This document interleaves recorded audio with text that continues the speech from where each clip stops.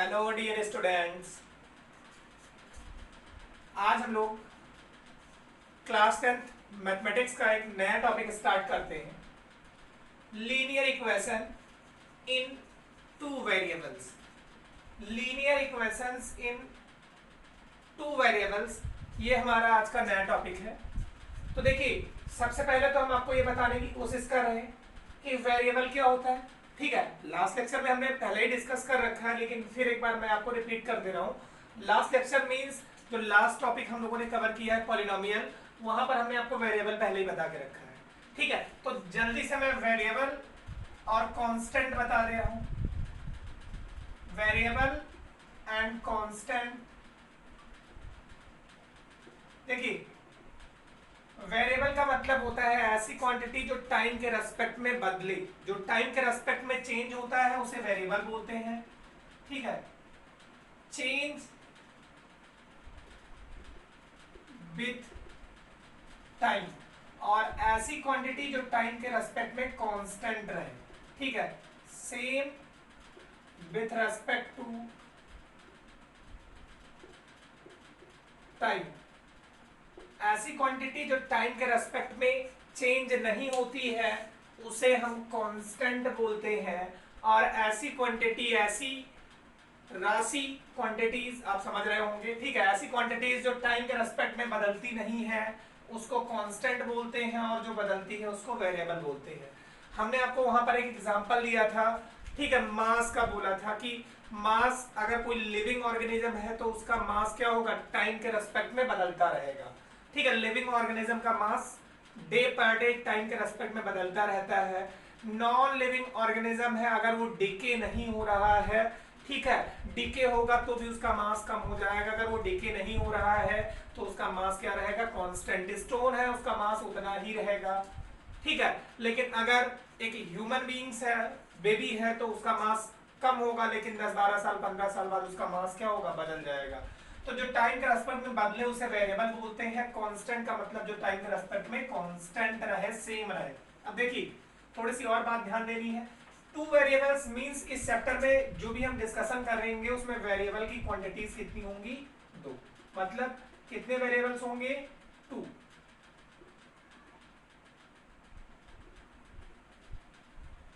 हमें जो इस चैप्टर में डील्स करना है वो डीलिंग करनी है 2 वेरिएबल के लिए।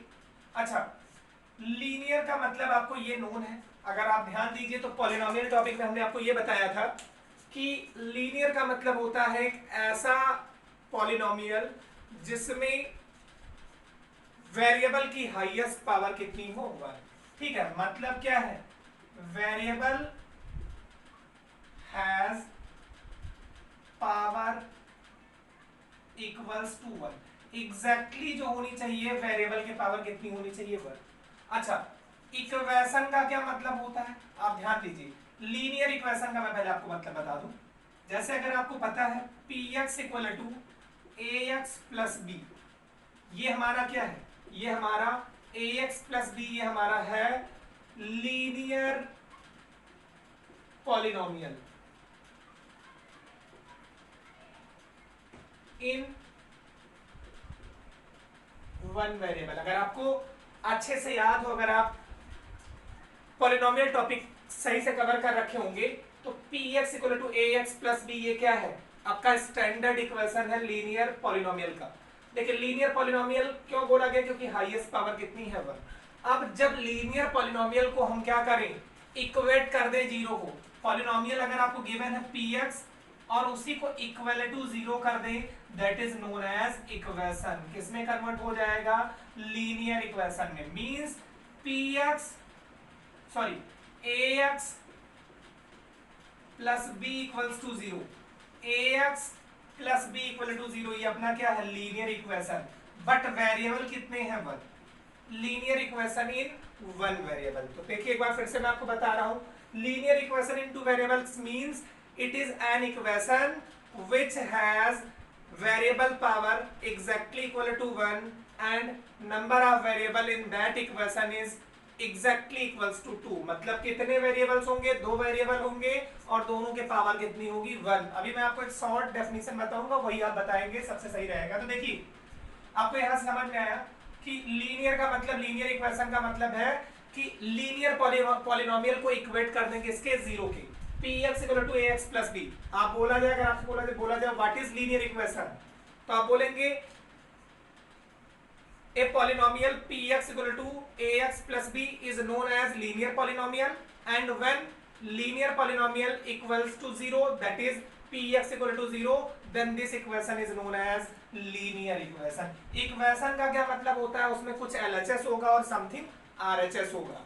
जैसे ये है पॉलिनोमियल, इसमें सिर्फ एक तरफ की वैल्यू लिखी हुई है px equal to ax plus b। अब इसी को हमने इक्वेट कर दिया किसके, जीरो के।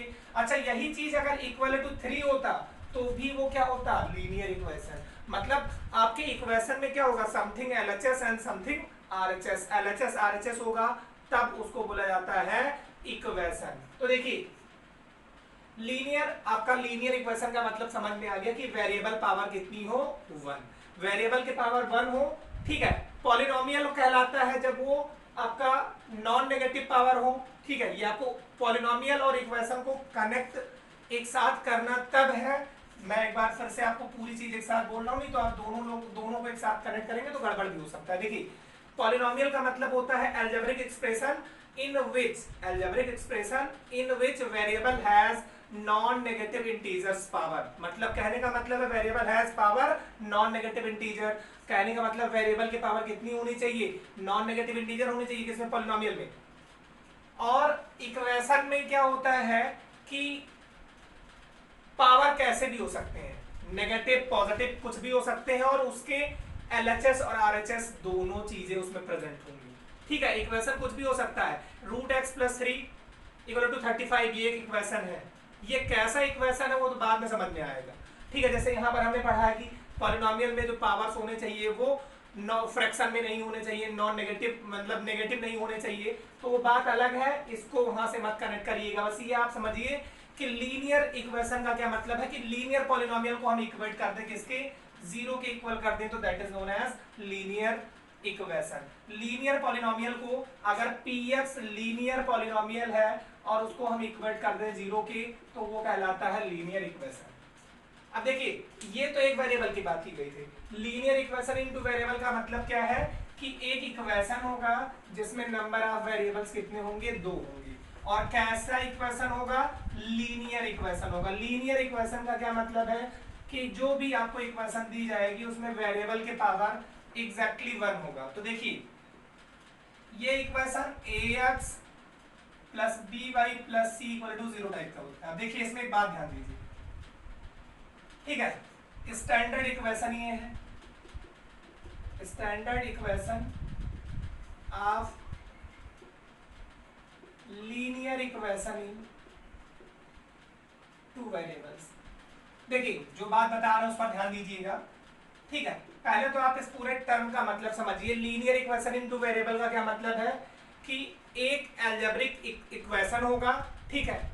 अलजेब्रिक इक्वेशन होगा जिसमें नंबर ऑफ वेरिएबल्स कितने होंगे, 2 होंगे, और वेरिएबल्स के पावर कितनी होगी, एग्जैक्टली 1 होगी। 2 वेरिएबल्स होंगे और वेरिएबल के पावर कितनी होगी, 2 होगी, सॉरी 1 होगी। अब एक बात ध्यान दीजिएगा, एक बात ये ध्यान दीजिएगा, जैसे हमने लिखा x एंड y = 3। अब एक बात ध्यान दीजिए, अगर यहाँ मल्टीप्लाई हो गया तो ये आपका लीनियर इक्वेशन नहीं होगा, क्योंकि पावर 1 कितना हो जाएगा, पावर 2 हो जाएगा। मल्टीप्लिकेशन में पावर्स क्या होती हैं, ऐड हो जाती है, तो ये आपका लीनियर इक्वेशन नहीं रहा। अच्छा, लीनियर इक्वेशन के लिए आपको ध्यान देना है कि जो दोनों वेरिएबल्स होंगे वो दोनों एक दूसरे से आइदर प्लस और माइनस, ठीक है, इन्हीं से कनेक्ट होना चाहिए। अगर इनको मल्टीप्लाई कर दोगे तो पावर क्या हो जाएगी, 2 हो जाएगी, मतलब ये लीनियर से आपके क्वाड्रेटिक में कन्वर्ट हो जाएंगे। और अगर डिवाइड के फॉर्म में है तो पावर माइनस हो जाएंगे, मतलब ये आपका कांस्टेंट टर्म का फॉर्म हो जाएगा। मतलब जो यहाँ पर पावर होगी वो आपकी 0 हो जाएगी। तो आपको ये ध्यान देना है कि मतलब लीनियर इक्वेशन कैसा इक्वेशन होगा, एक ऐसा equation, linear equation into variable एक ऐसा इक्वेशन होगा जिसमें 2 वेरिएबल्स होंगे और दोनों वेरिएबल्स के बीच में आइदर प्लस और माइनस प्रेजेंट होगा। मींस क्या है कि आपका ये आप शॉर्ट फॉर्म में यही बोल दीजिए, क्योंकि डेफिनेशंस तो आपसे पूछा नहीं जाएगा आपके बोर्ड में। आप इतना ही बोल सकते हैं कि एन इक्वेशन विच हैज देखिए जो बोल दे रहा हूं वही आप बोल देंगे, कोई दिक्कत नहीं है। An equation which has two variables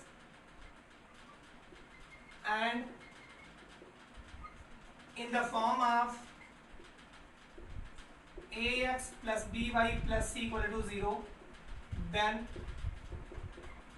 it is known as linear equation in two variables, in which देखिए ब्रैकेट में मैं लिख दे रहा हूं या where x and y are the variables and a comma b and c are the constant।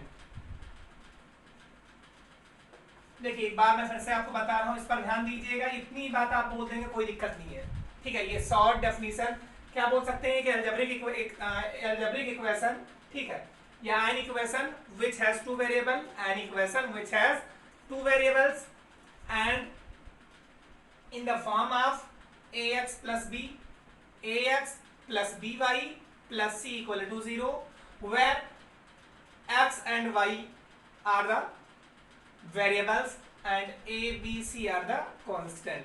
a is the coefficient of x, coefficient of x का मतलब x के आगे जिस नंबर का मल्टीप्लाई होगा, and b is the coefficient of y and c is the constant term which is free from x and y। तो आप इतना ही बोल देंगे कि an equation, an algebraic equation of in two variables which has form like ax plus by plus c equal to 0, then it is known as linear equation in two variable in which x and y are the variables and a b c are the constant। a is known as coefficient of x and b is known as coefficient of y and c is the constant term। तो ये आपको linear equation in two variable समझ में आ गया। Linear क्यों बोला गया? क्योंकि आपके वेरिएबल की पावर एग्जैक्टली कितनी है 1, और ये दूसरे से कैसे अटैच है, आइदर प्लस, ये b की वैल्यू जब माइनस हो जाएगी तो यहाँ माइनस भी हो जाएगा, मतलब ये आपका लीनियर इक्वेशन ही है क्योंकि वेरिएबल की पावर हाईएस्टली कितनी है 1 है। ये बात अगर आपको समझ में आ गई तो आप देखिए linear equation in two variables,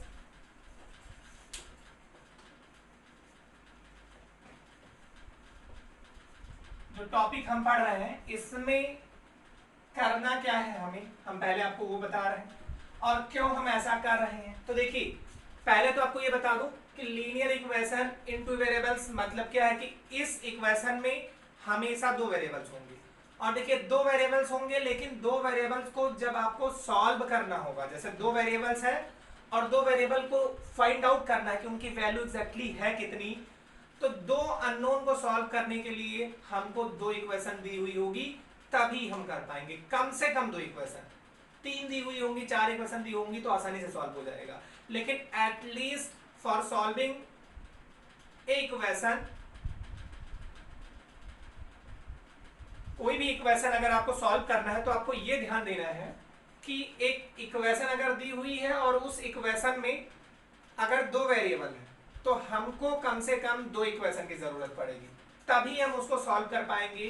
अगर कम है इक्वेशन, ठीक है, तो उसके सॉल्व करने की कोई दिक्कत नहीं, उसके इनफाइनाइट सॉल्यूशन होंगे, मतलब आपको एग्जैक्टली यूनिक सॉल्यूशन निकालना है तो अभी आगे बताया जाएगा कि कोई चीज दी हुई है तो उसके यूनिक सॉल्यूशन होंगे या आपका इनफाइनाइटली मेनी सॉल्यूशन होगा या कोई सॉल्यूशन नहीं होगा, उसके कंडीशन है वो भी आपको समझाया जाएगा। लेकिन कोई एक इक्वेशन दी जाए तो एक इक्वेशन के इनफाइनाइट सॉल्यूशन होंगे अगर उसमें दो वेरिएबल है, एक वेरिएबल है तो एग्जैक्टली सॉल्यूशन निकल जाएगा, वो सारी बातें बाद में डिस्कस की जाएंगी। तो देखिए ये क्यों हम पढ़ रहे हैं linear equation in two variable, तो देखिए हमें कई बार ऐसे सिचुएशंस दी गई होती हैं जिसमें दो वेरिएबल्स होती हैं और दो कंडीशंस दी हुई होती हैं, दो वेरिएबल दो कंडीशंस दी हुई होती हैं, तो उनसे हम दो इक्वेशन फॉर्म करके दोनों को सॉल्व करते हैं। क्यों सॉल्व करते हैं? क्योंकि इनकी बहुत सारी जरूरत आगे की मैथमेटिक्स नहीं और जगह हमको पड़ेगी, ठीक है। और जगह पढ़ने का मतलब है कि मैथ्स अगर आप जानते हो तो क्या होता है, एक टूल होता है जिसकी मदद से हम इंजीनियरिंग या साइंस के प्रॉब्लम्स को क्या करते हैं, सॉल्व आउट करते हैं। तो इनका इक्वेशन, जो इक्वेशन है यहाँ से इक्वेशन सॉल्व करना हम सीखेंगे, और जब हम फिजिक्स को यूज करेंगे, फिजिक्स को सॉल्व करना शुरू करेंगे तो उसमें कई जगह, ठीक है, इक्वेशंस बन जाएंगी और उन इक्वेशंस को हमको सॉल्व करने के लिए इस रूल को अप्लाई करना होगा। तो हमें ये ध्यान होना चाहिए कि मैथमेटिक्स हम इसीलिए पढ़ते हैं कि उनको हम अपने फिजिक्स में, मीन साइंस में, केमिस्ट्री में भी यूज हो सकता है, ठीक है, साइंस में हम इनको यूज करें, इंजीनियरिंग लाइफ में यूज करें, and other many applications of mathematics available in almost all subject, सभी सब्जेक्ट में, ठीक है। अगर आप लैंग्वेज को छोड़ दीजिए तो बाकी हर जगह आपका मैथमेटिक्स लगता ही लगता है, ठीक है, मैथ्स का यूज हर जगह पड़ता है, ठीक है। तो ये टूल होता है, रिंच का समझ लीजिए, रिंच की तरह ही काम करता है। तो चलिए हमें उसकी हिस्ट्री पे नहीं लेकर हम यहाँ बता रहे हैं। तो देखिए अब हम आपको ये बता रहे हैं कि लीनियर इक्वेशन, जैसे दो वेरिएबल है तो दो इक्वेशन हमें दी हुई होंगी, तो दो इक्वेशन को सॉल्व करने के कितने वेज है। तो देखिए पहले तो एक मेथड हमें पता है, हमें जो सबसे पहला मेथड हमारे बुक में दिया है वो है ग्राफिकल मेथड, ठीक है। और उसके आगे जो सेकंड मेथड है, ठीक है, उसमें आप ध्यान दीजिए, उसमें आपके हैं, हम डायरेक्टली आपको टाइप्स ही बता रहे हैं। देखिए उसके बाद आपको एलिमिनेशन मेथड पढ़ना है, एलिमिनेशन मेथड हम आपको सब सिखाएंगे, सब्स्टिट्यूशन मेथड और cross multiplication method,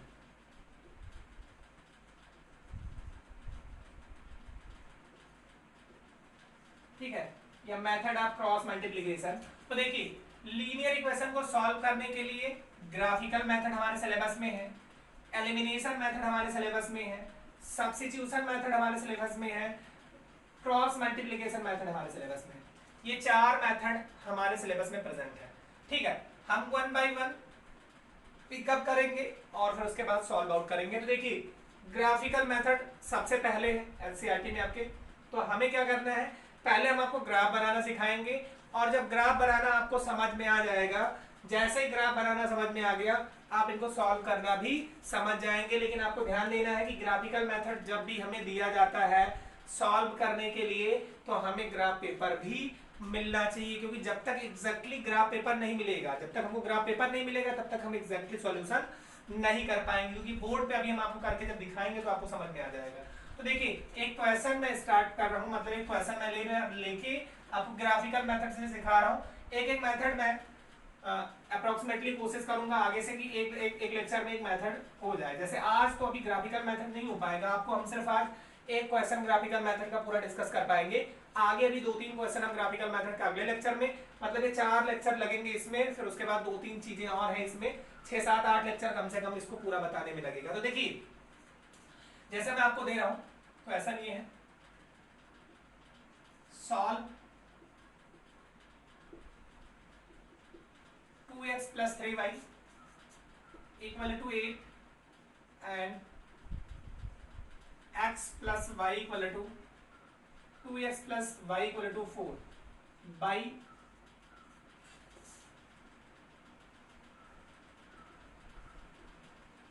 graphical method. तो देखिए आपको जो बता रहे हैं उस पर ध्यान दीजिएगा। क्लास 9 तो आपने कुछ ना कुछ तो पढ़ा ही होगा। हमें जैसे इस दोनों ही क्वेश्चन को बोला जाए कि ग्राफिकल मेथड से सॉल्व करना है, तो सबसे पहले हमें क्या करना होगा, एक ही सेम ग्राफ पेपर पर इन दोनों लीनियर इक्वेशंस को प्लॉट करना है और दोनों का जो इंटरसेक्शन पॉइंट होगा दैट इज अवर आंसर। ठीक, क्या करना है, हमें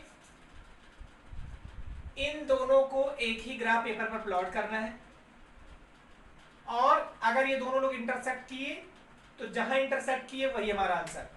अगर दोनों एक दूसरे के ऊपर ओवरलैप हो गए तो इनफाइनाइट सॉल्यूशन होंगे, और एक भी जगह नहीं कट किए पैरेलल हो गए तो नो सॉल्यूशन होगा। तो देखिए इन दोनों को सॉल्व कैसे करेंगे हम बता रहे हैं। देखिए 2x plus 3y, since 2x plus 3y equals to 8, इसको हम क्या बना लेंगे, इक्वेशन फर्स्ट। और देखिए जैसा मैं बता रहा हूं वैसा ही करना है, x की 2 वैल्यू आप पुट करिए और y की 2 वैल्यूज निकाल लीजिए, x की 2 वैल्यू पुट करके y की 2 वैल्यू निकाल लीजिए, ठीक है। और इस दूसरे इक्वेशन में भी आइए, x की 2 वैल्यू पुट करके y की 2 वैल्यू निकाल लीजिए, बस काम हो जाएगा। देखिए जैसे इक्वेशन फर्स्ट लिए तो देखिए putting x equal to 0 in equation first. इस इक्वेशन फर्स्ट में x के प्लेस पे कितना रखने जा रहा हूं 0। देखिए 2 into 0 plus 3y equal to 8। 2 into 0 0 हो जाएगा, प्लस 3y इक्वल्स टू 8 और y इक्वल्स टू 8/3। अगर इसको आप सॉल्व करेंगे तो 2.66 आएगा। चलिए ये y की वैल्यू हो गई। अब देखिए हमने x को 0 रखा, इजिली कन्वीनियंट के लिए हम क्या करेंगे, y को भी 0 रख देंगे। क्या रख देंगे, y को 0, putting y equals to 0। Then इसमें y के प्लेस पे क्या रखने जा रहे हैं 0, तो देखिए क्या होगा 2x प्लस 3 y के प्लेस पे 0 इक्वल्स टू 8। 2x 3 0 का मल्टीप्लाई 0 ही होगा, इक्वल्स टू क्या है 8 ओवर x इक्वल टू 8/2 कितना आ जाएगा 4। देखिए एक बॉक्स बनाएंगे और उस बॉक्स में हम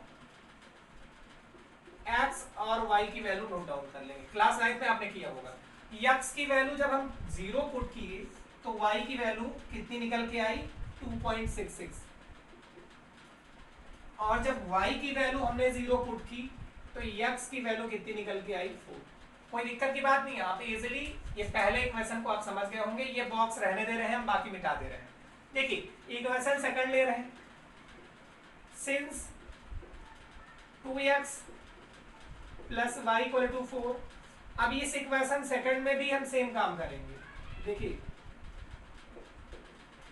putting x equal to 0 in equation second, तो जहां x है वहां क्या रखने जा रहे हैं 0। ध्यान दीजिएगा 2 into 0 plus y equals to 4। अगर इसको आप थोड़ा सा और ध्यान दीजिए तो 2 इंटू 0 0 होगा, plus y means y equals to क्या आ जाएगा 4। y की वैल्यू कितनी आ गई 4। ठीक है, तो इस इक्वेशन को जब सॉल्व किए अभी तो y इक्वल टू 4 आया। देखिए पहले इक्वेशन को जैसे जैसे किए हैं वैसे ही दूसरे इक्वेशन को भी डील करना है, कोई दिक्कत नहीं। देखिए फिर से फर्स्ट इक्वेशन गिवन है। अच्छा क्वेश्चन की उस पर अभी ज्यादा करवाऊंगा क्योंकि इक्वेशन हमें दी ही नहीं होगी, इक्वेशन हमें फॉर्म करना होगा, तो वो भी मैं सिखाऊंगा। ये 2x plus 3y equal to 8 है, x के प्लेस पे 0 रखा तो y कितना आ गया 8/3 मीन्स 2.66।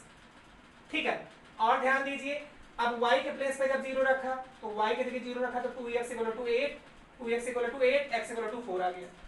दूसरा इक्वेशन चूज किया, रेस किया और देखिए 2x plus y equal to 4 है, तो हमने क्या किया x के प्लेस पे 0 रखा तो ये 0 हो जाएगा, y की वैल्यू कितनी आ जाएगी 4।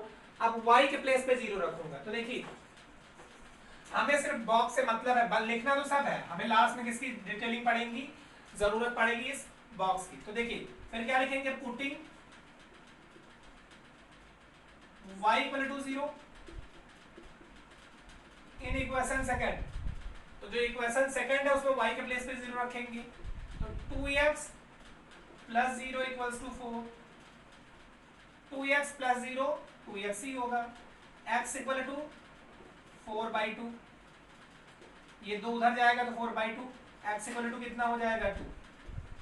तो देखिए ये जो दूसरा बॉक्स बनाना है इसके लिए फिर यहां बनाएंगे इक्वेशन सेकंड के लिए। ध्यान दीजिए x y, देखिए x की वैल्यू जब हमने 0 पुट की तो y की वैल्यू निकल के आई 4, और जब y की वैल्यू y के प्लेस पे 0 पुट किया तो x की वैल्यू कितनी निकल के आई 2। देखिए अब हमने आपको जो सिखाया है अभी जो मैंने बताया उस पर ध्यान दीजिए, वीडियो पॉज कर करके आप एकदम सीधे सीधे नोट डाउन कर सकते हैं जहां पर जैसी चीजें सिखाई गई है। अब देखिए थोड़ा सा ध्यान दीजिए, हम दोनों बॉक्स को छोड़ के बाकी सारी चीजें इरेज कर दे रहे हैं। देखिए क्या करना है हमें, एक ग्राफ पेपर पे एक ही इक्वेशन को अभी तक आपने प्लॉट किया होगा क्लास 9th में। यहां देखिए ये अपना हो गया x एक्सिस, ये है y एक्सिस और ये है अपना ओरिजिन। तो देखिए ये 1 2 3 4 5 6 7 8, ये 1 का पॉजिटिव, ये y इधर पॉजिटिव होता है इधर x पॉजिटिव होता है, ये आपको पहले से नोन होगा, ये x नेगेटिव होता है और यहाँ पर y क्या होता है, नेगेटिव। तो देखिए 1 2 3 4 5 6 7, 1 2 3 4 5 6 7 8, इधर माइनस में होगा 1 2 3 4 5 6 7 8 9 10, इधर y वाला माइनस में होगा। तो देखिए हमें पहले तो इसको प्लॉट करना है, x की वैल्यू 0, x की वैल्यू 0 का मतलब ना इस तरफ मूव करना है ना इस तरफ, और y पर 2.66, तो देखिए 1 2, 2.66 का मतलब है कि लगभग यहाँ है अप्रोक्सीमेटली, ठीक है। अब 2.66 अगर आपका ग्राफ पेपर होता तो आप क्या करते कि इधर अगर आप ध्यान देते तो इसमें जो 10 खाने थे उसमें आपको क्या करना होता, 6 और 7 जो बॉक्स होता छोटे छोटे, उन्हीं के 20 से थोड़े से ज्यादा पे आप क्या करते, स्पॉट कर देते, कोई दिक्कत नहीं थी। 6 और 7 के बीच में भी रख देते तो कोई दिक्कत नहीं है। तो देखिए ये हो गया अपना 2.66, तो ये वैल्यू आपको हो गई 0,2.66, ये मिल गया। और फिर x की वैल्यू 4 है तो y 0, तो 1 2 3 4, y 0 का मतलब ना तो ऊपर ना तो नीचे, तो यही हो गया। अब इसी दोनों पॉइंट को क्या करेंगे, स्केल से मिला देंगे, और ये जो भी इक्वेशन था, इक्वेशन फर्स्ट था, उस इक्वेशन फर्स्ट का इस पर नेम लिख देंगे 2x प्लस रिवाइज समथिंग जो भी रहा हो। अब देखिए इसको प्लॉट करेंगे दूसरे इक्वेशन को, x 0 है तो y कितना है 4, तो x 0 मीन्स ना इस तरफ मूव करना है ना इस तरफ, y 4 मीन्स 1 2 3 4, ठीक है, यहाँ पहुंच गए। और फिर उसके बाद x की वैल्यू 2 है तो y कितना है 0, तो x की वैल्यू 1 2 y 0, यही है, ठीक है। अब हमें क्या करना है, हमें इन दोनों लोगों को मिला देना है। तो देखिए इन दोनों को जब मिलाएंगे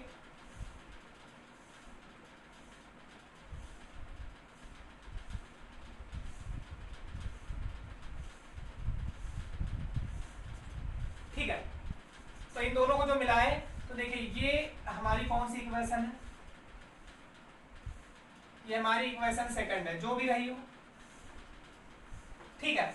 अब अगर आप ध्यान दीजिए तो ये दोनों लोग जहां पर इंटरसेक्ट किए हमने बोला वही अपना क्या होगा आंसर। तो देखिए x की वैल्यू कितनी है 1, x की वैल्यू कितनी है 1, और y की अगर आप ध्यान दीजिए तो 1 2, देखिए x की वैल्यू 1 और y की वैल्यू कितनी है 1 2, ये दो ही तो है। तो अगर आप ध्यान दीजिए तो ये क्या है, x की वैल्यू 1 एंड 2, तो अगर आप आंसर इन दोनों इक्वेशन का ध्यान दीजिए तो आंसर क्या होगा, x equal to 1 and y equals to 2। ये कैसे हमने सॉल्व किया है, ग्राफिकल मेथड से सॉल्व किया है। देखिए अभी हम आपको बहुत सारे क्वेश्चंस कराएंगे, आप उसकी चिंता ना करिए, आपको इजिली एक होमवर्क के तौर पे दे रहा हूँ जिनको आप ग्राफिकल मेथड से, ठीक है, सॉल्व करने की कोशिश करिएगा। अगर आप कर पाएंगे तो बहुत बढ़िया, नहीं अगली क्लास में हम बहुत सारी चीजें बताएंगे। जैसे आपको इक्वेशन, दो इक्वेशन दे रहे हैं जिनको ग्राफिकल मेथड से सॉल्व करना है, ठीक है। पहला इक्वेशन है x plus y equal to 4, और दूसरा इक्वेशन है 2x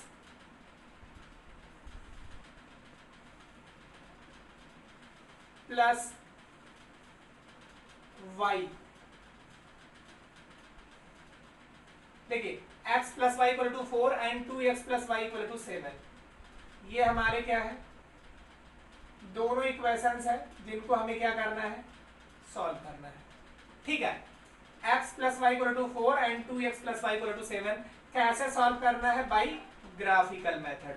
ऐसे ही आप ग्राफ बना के सॉल्व करिएगा, और देखिए सॉल्व करने के बाद जो ये इक्वेशन का आंसर आएगा उनको आप इस इक्वेशन में रखेंगे, x और y की वैल्यू पुट करेंगे। अगर LHS RHS इक्वल आ गया तो इसका मतलब आप जो आंसर निकाले हो बिल्कुल सही है। ये जो मैंने 1 और 2 निकाला है, अभी जो मैंने इक्वेशन बनाया था, मतलब आपको दिया था, वो तो मुझे याद नहीं है मैंने क्या दिया था, वो तो मैंने अभी अपने आप से इरेज किया था, ठीक है। तो खुद से जनरेट किया, उसमें आप x के जगह पे 1, y के जगह पे 2 रख के देखिए, अगर आंसर सही आ रहा है तो मतलब मैंने जो आंसर निकाला वो बिल्कुल सही है। देखिए ये ग्राफिकल मेथड यही है, ठीक है। लेकिन अभी इस पे हम 2-4 क्वेश्चन और करवाएंगे, वो हम लोग नेक्स्ट क्लास में देखेंगे। पहले तो लीनियर इक्वेशन का जो मैंने मतलब बताया है कि लीनियर इक्वेशन क्या है, इतना ही आप बोलेंगे, that is sufficient. An equation which has two variable and in the form of ax plus by ax plus by plus c equal to 0, then that equation is known as linear equation in two variable, in which x, y are the variables and a, b, c are the constant. A is the coefficient of x and b is the coefficient of y and c is the constant term of linear equation in two variable. तो ये आपका इतना part अभी हुआ, अगला lecture कल देखेंगे. Thank you.